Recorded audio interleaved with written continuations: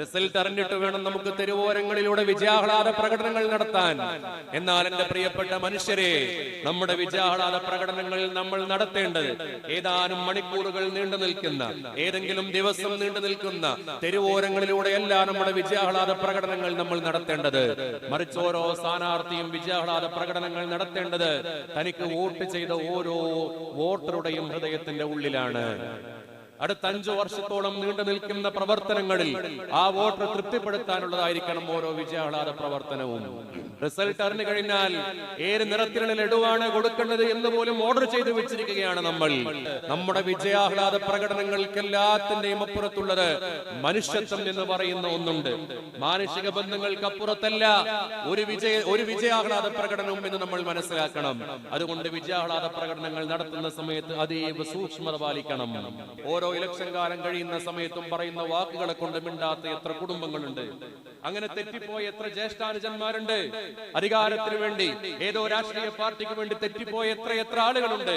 പരിശുദ്ധ ഖുർആൻ ഓർമ്മപ്പെടുത്തിയല്ലോ, ലാ യസ്ഖറു ഖൗമുൻ മിൻ ഖൗമിൻ, ഒരു ജനവിഭാഗം മറ്റൊരു ജനവിഭാഗത്തെ തെറിവിളിക്കാൻ പാടില്ല. നിങ്ങൾ വിജയിച്ചു എന്ന് കരുതി പരാജയപ്പെട്ടവരെ നിങ്ങൾ തെറിവിളിക്കാൻ പാടില്ല.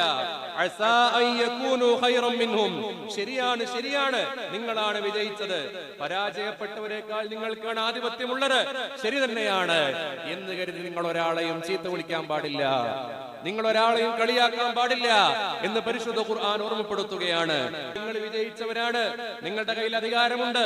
നിങ്ങൾ വാർഡ് മെമ്പറോ, ഡിവിഷൻ മെമ്പറോ, മുനിസിപ്പാലിറ്റി മെമ്പറോ, ബ്ലോക്ക് പഞ്ചായത്ത് മെമ്പറോ, ജില്ലാ പഞ്ചായത്ത് മെമ്പറോ ആരോ ആയിക്കോട്ടെ, പക്ഷെ പരാജയപ്പെട്ടവരുടെ മേലിൽ നിങ്ങൾ തെറിവിളിക്കാൻ പാടില്ല.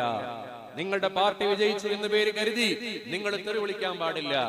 വലാ തൽമിസു അൻഫുസകും, നിങ്ങൾ അന്യോന്യം കുത്തുവാക്ക് പറയാൻ പാടില്ല. വിജയിച്ചു എന്ന് കരുതി മറ്റുള്ളവനെ കുത്തുവാക്ക് പറയാൻ പാടില്ല. അവനാണ് എന്ന് മനസ്സിലാക്കാത്ത രൂപത്തിൽ അവനെ കുറിച്ച് കുത്തി പറയുന്ന വാക്കുകൾ, വ്യംഗ്യമായ വാക്കുകൾ അത് നിങ്ങൾ പറയാൻ പാടില്ല. വലാ തനാബസു ബിൽ അൽഖാബ്, നിങ്ങൾ ഇരട്ട പേരുകൾ വിളിക്കാൻ പാടില്ല, പരിഹാസ പേരുകൾ വിളിക്കാൻ പാടില്ല. പരിശുദ്ധ ഖുർആനിന്റെ അധ്യാപനങ്ങളാണ്.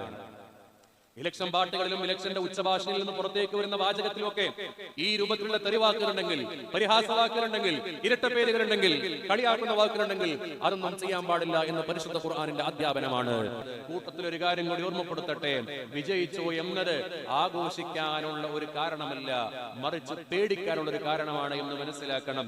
നിങ്ങളെ വോട്ട് ചെയ്ത നിങ്ങളുടെ വാർഡിലുള്ള, നിങ്ങളുടെ മണ്ഡലത്തിലുള്ള, നിങ്ങളുടെ പ്രദേശത്തുള്ള സകല മനുഷ്യരുടെയും ഭരണാധികാരിയാണ് നിങ്ങൾ. ആ മനുഷ്യർക്ക് എന്തെങ്കിലും ഒരു കാര്യം കിട്ടിയില്ലെങ്കിൽ വല്ലാഹി അല്ലാഹുവിന്റെ മുന്നിൽ നിങ്ങൾ ചോദ്യത്തിന് നേരിടേണ്ടി വരും.